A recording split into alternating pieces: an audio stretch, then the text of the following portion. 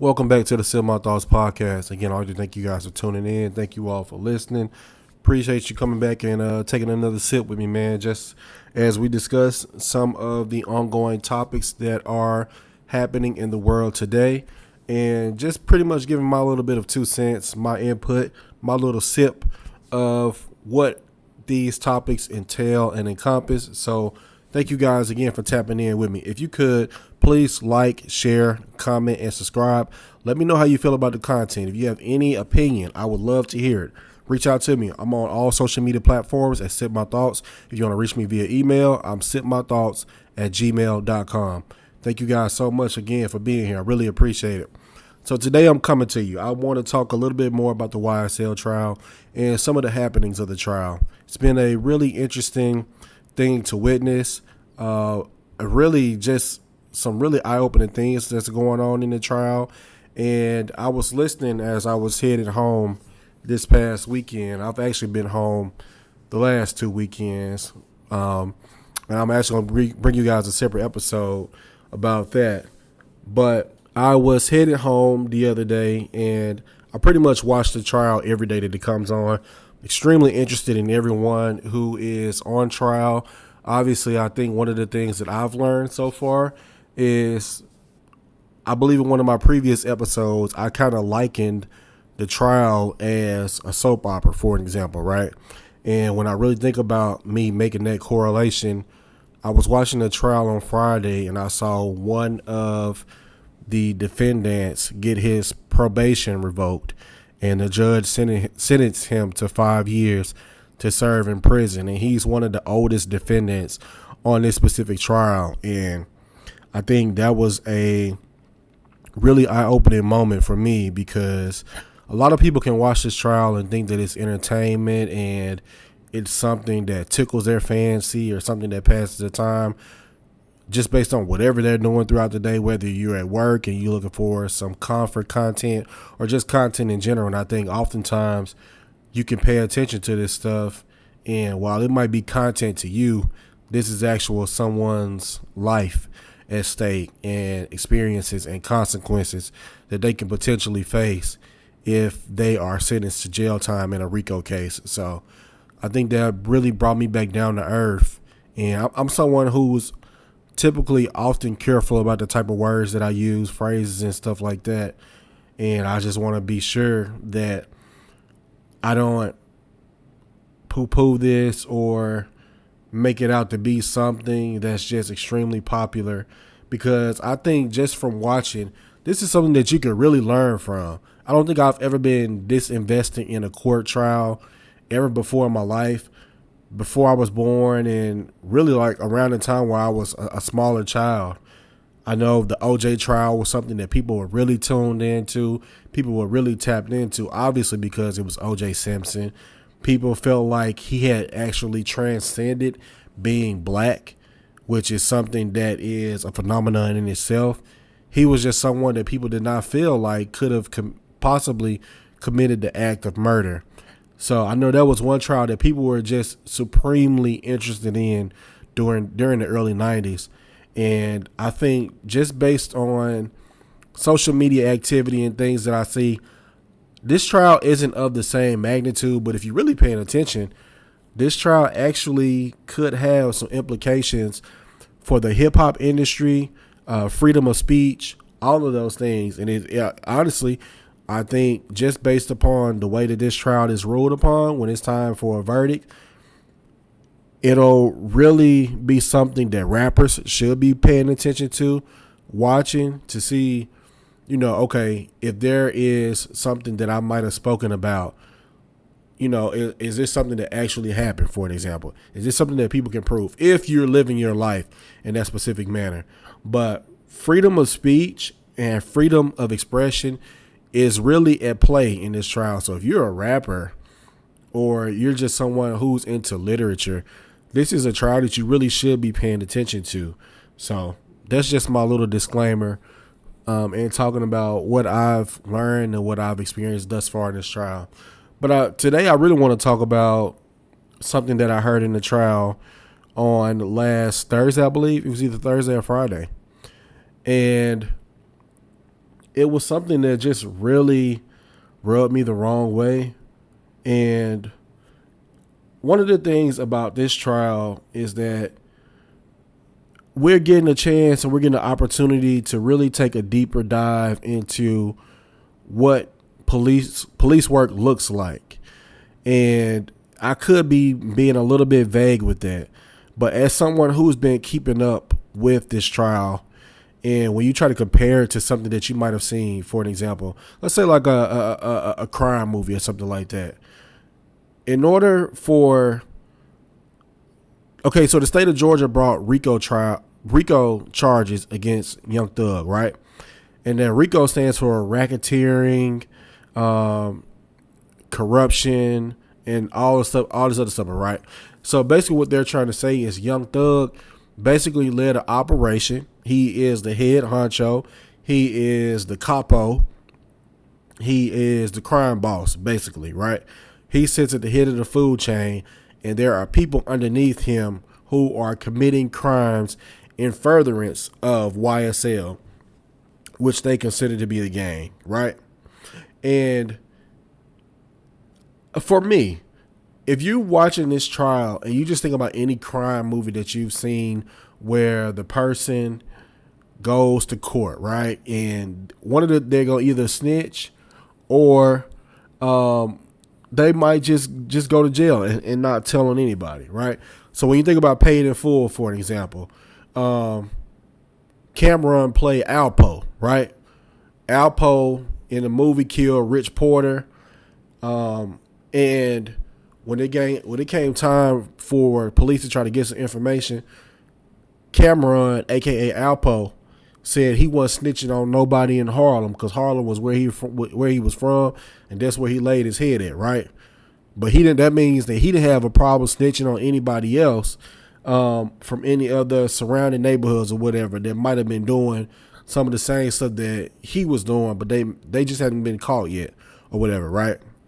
So in order for the state of Georgia to prove that Young Thug is the head honcho of YSL, the organization that they are alleging that he leads and that he's the head honcho in, you would think, just based on certain movies that you've watched, that, okay, some of this stuff sticks out to you. So for an example, right? The guy said, well, not the guy, they're trying to say, or they're trying to prove that, okay, if he did this, how are we going to go about getting him, right? So let's just say, and again, I'm speaking on movies. In a movie, you'll see that they'll check financial records. They'll check locations, which is something that they are doing in the YSL trial, right? These are just little things that they're doing. They're interviewing someone today on the stand. And today is Wednesday, October 23rd, right? They're interviewing someone on the stand today who is saying that the defense asked him if he looked or if he searched for a murder weapon, right? Can you believe his answer was no? And that is baffling to me as someone, I'm not an attorney, none of that, right? But you would just think, if you are bringing this level of charges against someone, you would think that you would have all of your ducks in a row. Like, all of the evidence should be in place. If you have everything that you need, you should be able to present a clear-cut case that outlines everything against Young Thug, YSL, everything.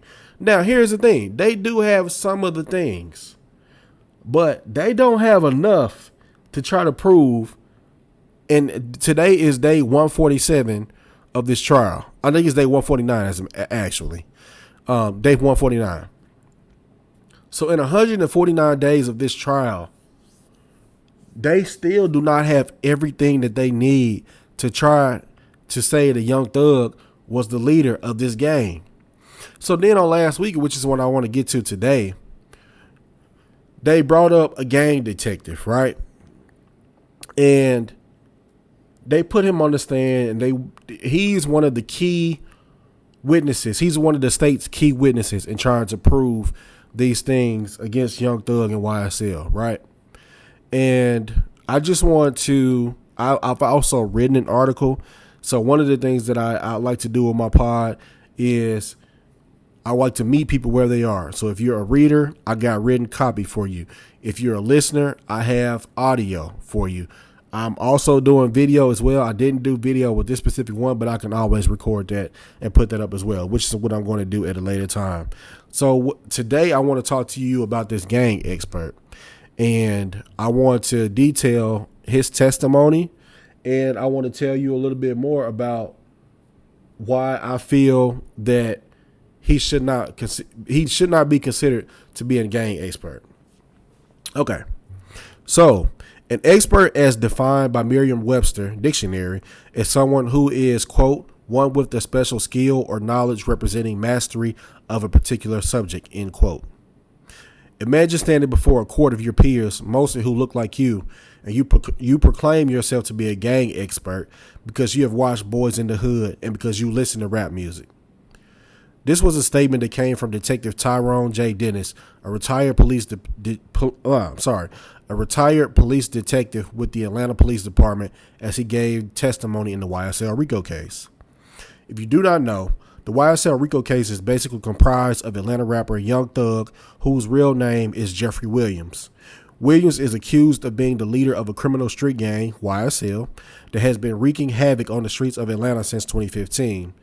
Evidence compiled against Williams, or the lack thereof, supposedly paints Thug as plotting against rivals, believed to be YFN Lucci, another Atlanta rapper, and If Gang, or the Inglewood Family Bloods, a subset of the California Bloods gang. All you really need to know about the trial, if you have not been watching, is that former Fulton County District Attorney Paul Howard declined to bring RICO charges against Thug and YSL because the evidence was reportedly thin at best, along with lack of trust in witnesses. Enter Fulton County DA Fonnie Willis, who is, in my opinion, attempting to increase notoriety by being hard on crime, bringing these charges after arresting Thug at his Buckhead mansion in May of 2022. For those who have been watching, it is easy to see why former DA Howard declined to indict this case. On Friday, watching the trial, one of the state's most important witnesses, Detective Dennis, took the stand. The state deemed his testimony wholly important to their case because he is someone who investigated alleged crimes committed by some of the YSL members that he had encountered and interviewed during interrogation. Judge Paige Whitaker tendered Dennis to be a gang expert, which became an issue when he began to discuss rap music and how he and members of the gang unit examined music to see what was being said and if it related to any of the supposed crimes that were committed. Assistant District Attorney Simone Hilton began to ask Dennis if music became a part of his investigation when speaking on some of the alleged crimes. Dennis began to speak as a gang expert to, quote, musicology and lyrics, end quote, and how gang culture and rap music coincided with acts that occur among gangs. Dennis, a black man, got on the witness stand and said verbatim, quote, a lot of rappers participate in gangs, end quote. Unless he knows, quote, a lot of rappers, that is speculation on his part and a wild accusation to paint in a courtroom, especially when discussing a genre made up of people who mostly look like him. He continued making unfounded accusations when speaking about rap music, stating that movies, music shows through entertainment, how in the African American community they could be brainwashed through entertainment, and how gangs have been pushed on the African American community through music, end quote. Here's where it really got good for me. Dennis continued on his diatribe where he references because he watched Boys in the Hood and Menace to Society, that qualifies his experience to speak on gangs, their motives, etc. Quote, I didn't know what a Blood or Crip was until I watched Colors, Dennis said. Colors is a movie where, quote, an experienced cop and his rookie partner patrol the streets of East Los Angeles while trying to keep the gang violence under control, end quote. Dennis was subsequently cross-examined by another of Thug's attorneys, attorney Keith Adams, who questioned Dennis's credentials in speaking to musicology and how can he speak to what the music says, and points to when he himself had not completed any literature or read any literature that allows him to pontificate or make lay assumptions on the witness stand. In response, Dennis postures himself as an expert in speaking to musicology because he attended trainings and watched movies to formulate his opinion. Imagine sitting in a courtroom and someone is testifying against you, and the judge qualifies them to be an expert because they've watched movies, they've listened to rap music.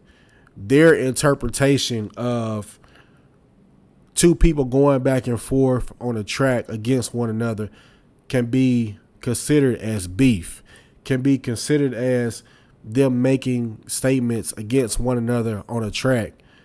And then again, the judge qualifies them as an expert, which now allows the jury to consider what they're saying, their opinion, basically, to take their opinion as fact and qualify them as an expert to testify against you. If you're Thug or any of the co-defendants in that case, now let's just say, I mean, let's be perfectly honest here, because I don't want this to come off as if I'm being biased or anything like that. I'm not from Atlanta, so I don't know what occurred in Atlanta in 2015 in regards to anything happening with Thug, YSL, and YFN, and YFN Lucci, and if the two were beefing against each other and things like that. Now, some of the stuff that they are showing in evidence and discovery, as far as, like, for an example, Yak Gotti sitting on the top of YFN Lucci's Benz. Like, I definitely saw that picture when it was online back around that time. I didn't really know what started it, what caused it, what allowed that to happen, but I definitely remember seeing that picture floating around the internet. And then, lo and behold, I had no idea that this was a gang war or beef or whatever it is that they are considering this to be. But my whole thing is, for me, if any of these people committed any of these crimes, you know, and you can prove that, lock them up. Absolutely. Like, you don't want nobody killing nobody. We shouldn't be killing one another, first of all. I'm not a proponent of black on black crime because I just think that that's something that's made up, because crime is committed based on proximity. People commit crimes based on how close they are to someone else. It's not like somebody driving from East Atlanta and driving to Alpharetta to kill somebody, to kill a white person, for an example. That's just not what crime looks like, and it's not an actual depiction of crime. But here's the thing. If you are on trial, you deserve your day in court. You deserve to look in the eyes of the person who is alleging that you committed some sort of act against them or whatever, right? And you have the possibility and the opportunity to defend yourself. Simply watching this trial, there is no way at this particular point in time, and again, we're 149 days into this trial, there is no way, just based on what they've shown so far, that they can prove that Young Thug was sending these guys out here to commit these acts of violence and stuff like that. There's absolutely no proof of that. Throughout the course of this case, you've had detectives come up who said that they never even searched Thug's financial records, which is mind-blowing to me. Because if you are accusing him of being a kingpin, someone who is the head of a criminal street gang, how do you not comb through his finances and pick out, hey, well, this amount of money was paid on this specific day or at this specific time? That makes no sense to me. None. And again, I'm not a gang investigator. I'm not a police officer. If you are accusing somebody of the RICO Act, you need proof. And in 149 days, they have not shown to have any of that evidence that will show the Young Thug has done or committed any of these acts that they are accusing him of. So I just think that is really wild. I'm not trying to come off as being biased here, because again, if they committed these crimes, if they committed these acts, then as law enforcement, you have to do what you have to do to keep the community safe. Yeah, no one is bigger than a program. That's something that Nipsey Hussle used to say. No one is bigger than a program. You keep doing what you're doing, you gonna get caught. And then whatever happens after then is whatever happens after then. But Young Thug has made it to court. His co-defendants have also made it to court. Yes, they do have some of the co-deeds are convicted felons, so that they have absolutely committed crimes and things before in the past. But no one has been able to accurately pinpoint where the RICO Act exists in this case, because the detectives haven't done the simple work to try to pin or make any of these charges stick against Young Thug. There has been no, it's if you have not been watching this trial and you are someone who has an affinity for these type of things, you would be mind blown at the lack of evidence that the state does not have, but they brought RICO charges anyway. So this isn't me being one-sided or biased or anything like that. But if you've been watching this trial, you've seen the many mistakes that the Fulton County District Attorney's Office has made. You've seen the amount of mistakes that the state has made, the Atlanta Police Department in not investigating these things and not having concrete evidence to place Thug in any of these places where they are alleging these acts and stuff happen. Thug was never there from any of the stuff that they've shown as in evidence thus far. And again, I want to remind you, we're 149 days in. So if you don't have that evidence 149 days in, at this point, you just keep a Thug in a jail cell every day.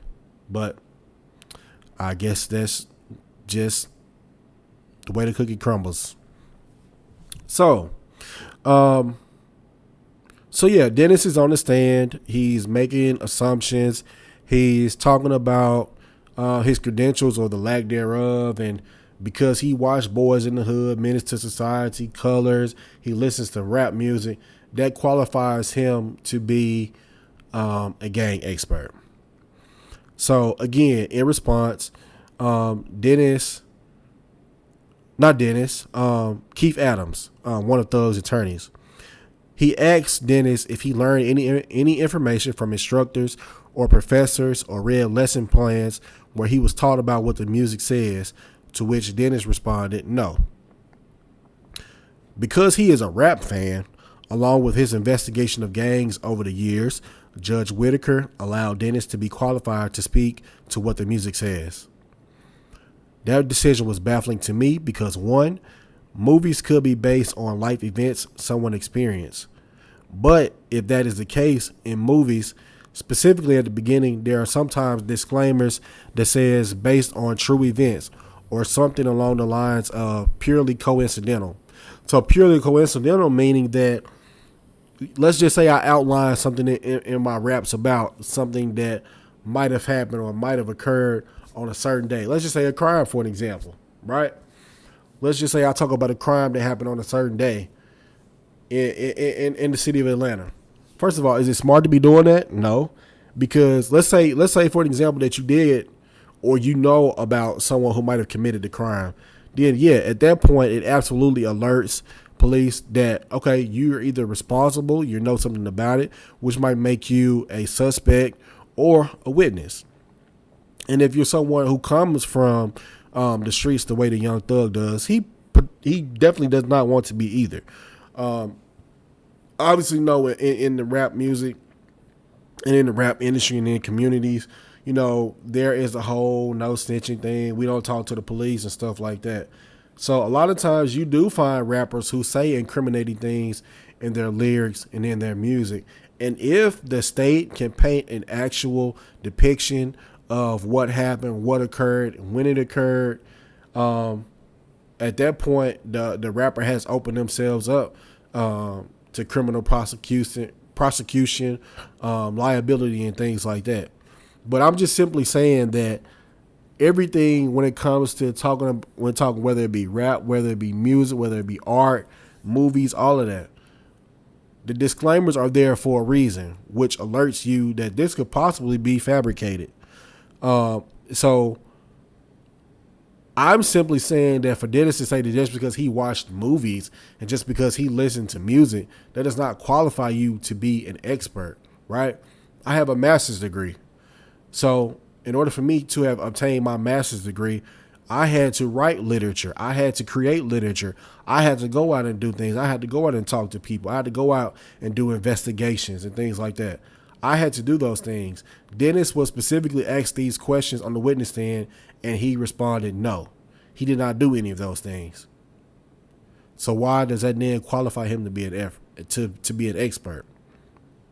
So if you're a white person either listening or reading this article that I wrote, for an example, surely there are people in your community who like raisins in their potato salad, right? But does that mean you specifically like raisins in yours? That's not a guaranteed thing.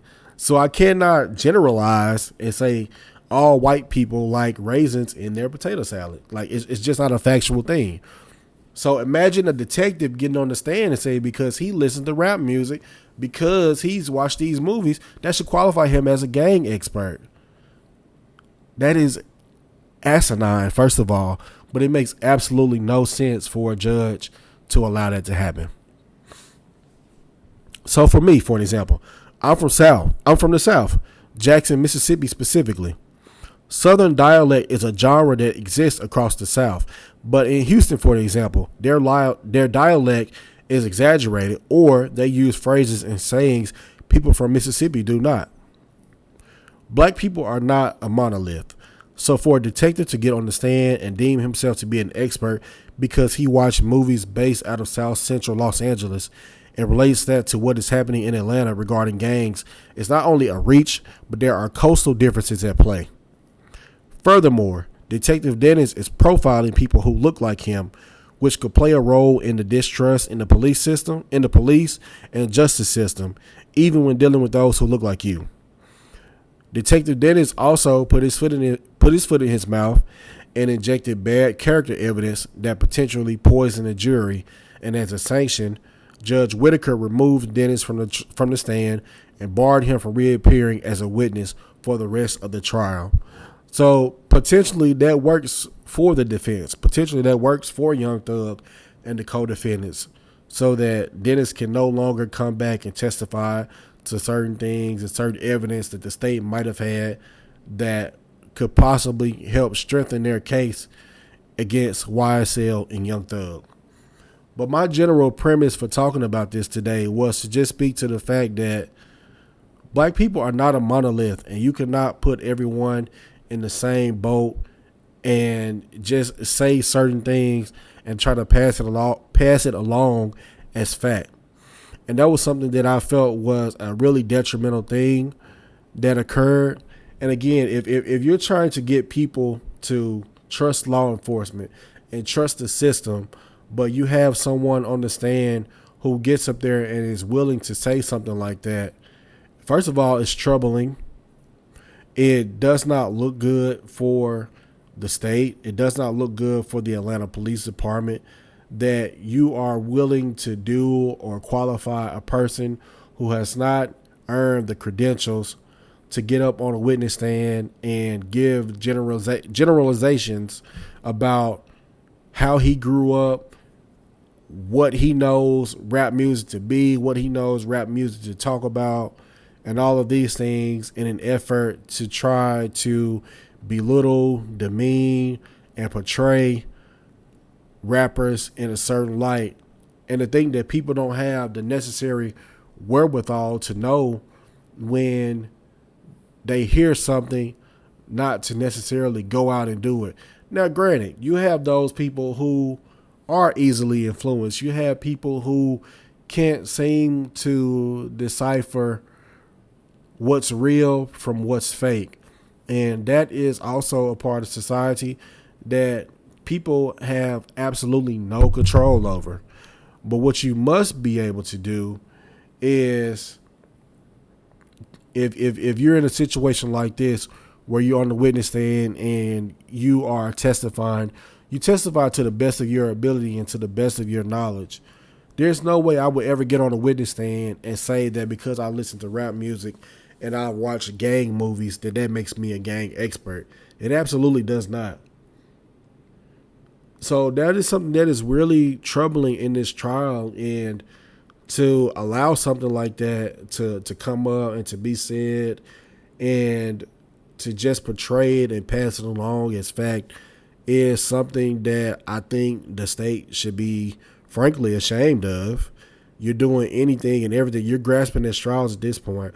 And because the judge has not thrown out Detective Dennis as a witness in the case, they've now brought along another retired gang expert, and she's getting on the stand, and she's also almost invoked a mistrial almost two times, just based on her not liking the questions that were asked of her, and being a little bit emotional about her responses. And a mistrial has been called for twice since she has now been on the stand. So one of the things that I've really paid attention to with this trial,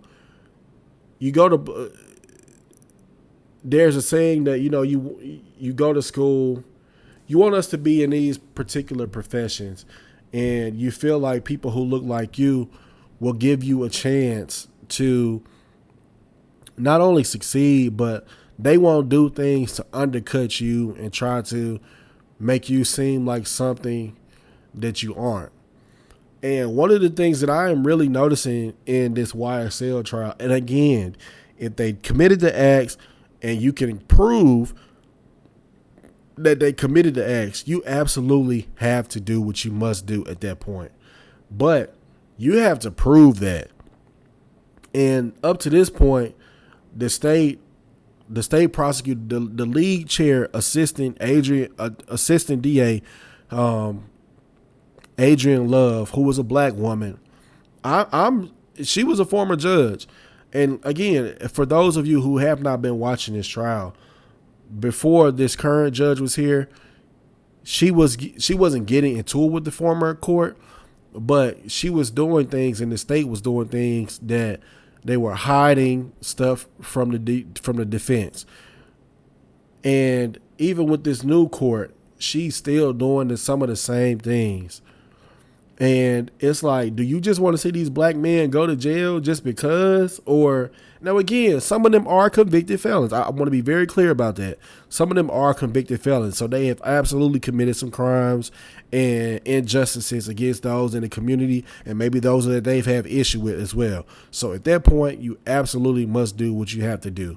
But from a legal standpoint and from a legal perspective, to see her basically playing with I wouldn't even say playing with the court, she's being intentionally obtuse when it comes to presenting evidence that she's been asked to turn over to the defense, so that both sides have an equal and level playing field when trying to accurately represent their clients, and accurately on the state parts trying to convict Young Thug and his co-defendants, right? So there's an equal playing field for both the state and the defense. If you have been watching this trial, or even if you haven't, I don't want to just put this is my platform, so I'm going to put my opinion out there. But they have absolutely done everything that they possibly could to try to stifle the defense, and in my opinion, send these black men to jail. And it just makes you wonder, for her to be a former, and she was a former judge as well. I'm genuinely interested if after this trial is over, if, some of the families of these young men that maybe she sent to jail, or maybe she convicted or confined to a certain amount of time in jail, I'm genuinely interested and curious to see if their families will try to appeal to the Supreme Court and try to get these trials looked at and stuff again. Like, she's even lost favor with her fellow colleagues with the state. Not with the state, I'm sorry, but with the defense. Like, Young Thug's main attorney, Brian Steele, he does not refer to her as the Honorable District Attorney Love or whatever like that. He calls her Lawyer Love now. So if you've lost favor amongst your colleagues, now again, you're both on opposite sides, and your job is to defend, and for the state, your job is to accurately try this case in order to send Young Thug and members of YSL to prison or jail or whatever, right?